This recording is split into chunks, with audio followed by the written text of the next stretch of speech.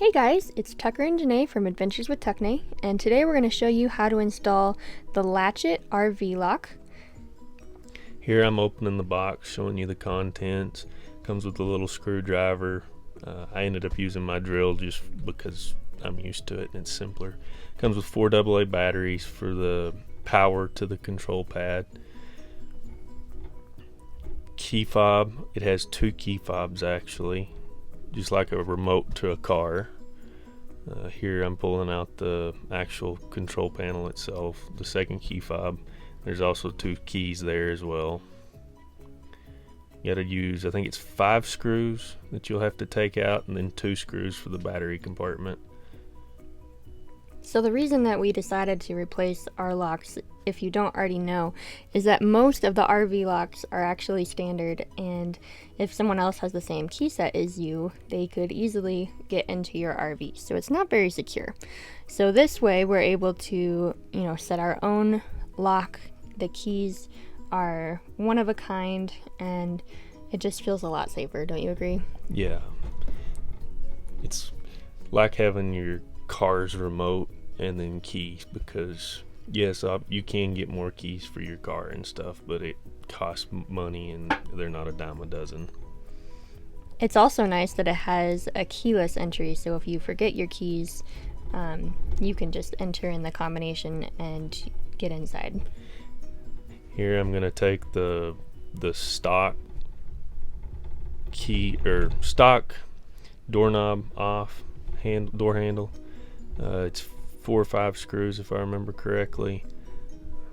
Just back those out and then it comes off real easily. You do have to take the screws off the end where the deadbolt comes out though.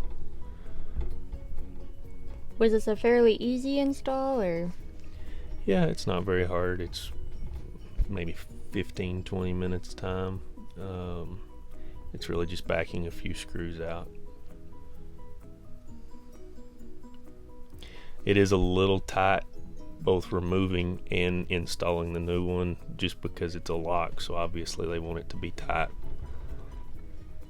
You just kind of had to finagle it till it went in, right? Yeah. Make sure you don't crimp the wires. Make sure you pull them through before you press it firmly against the door.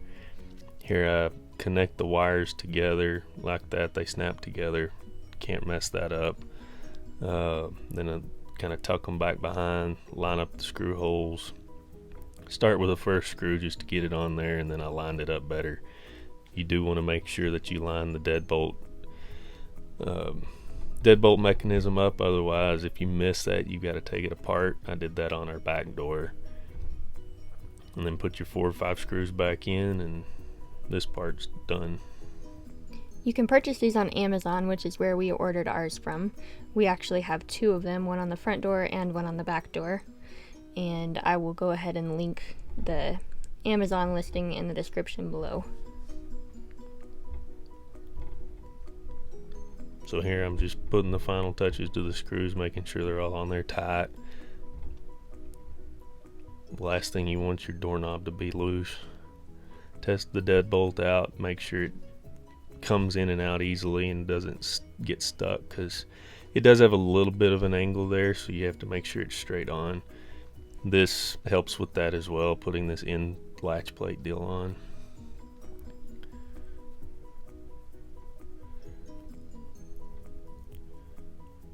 And here I shut it and open and close it a couple times. Here I test the code. The default is 1 2 3 4 lock, 1 2 3 4 unlock to get in and out.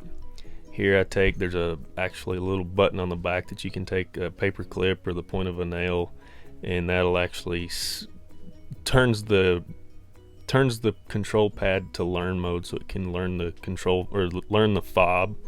Here I'm resetting the combination. Default is 1 2 3 4 lock, and so to reset it you do 1 2 3 4 lock, then 1 2 3 4 5 6 7 8 or whatever your code's going to be. Lock, 1 2 3 4 5 6 7 8 lock, and then wait 10 seconds and test it out, and it should have stuck.